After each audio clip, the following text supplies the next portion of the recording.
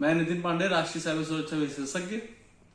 सबसे पहले मैं आप सबको नव वर्ष की हार्दिक शुभकामनाएं देता हूं और उसके साथ ही मैं ये बोलना चाहता हूं कि हमारे पूर्व डीजीपी मध्य प्रदेश श्री मैथिली शरण गुप्ता सर ने जो इनिशिएटिव स्टार्ट किया है क्राइम फ्री भारत, एक बहुत ही सराहनीय और बहुत ही अच्छा उनकी तरफ से पहल की गई है। तो मेरी पूरी शुभकामनाएं हैं और मैं चाहूंगा कि हम सब मिलकर इस देश को एक क्राइम फ्री बनाएं, ताकि आगे आने वाली पीढ़ियों के लिए एक हम बहुत अच्छा मतलब एक इन्वायरमेंट बोल सकते हैं हम उनके लिए बना सकें।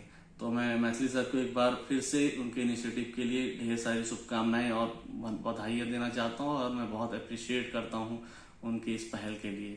Thank you so much. जय हिंद।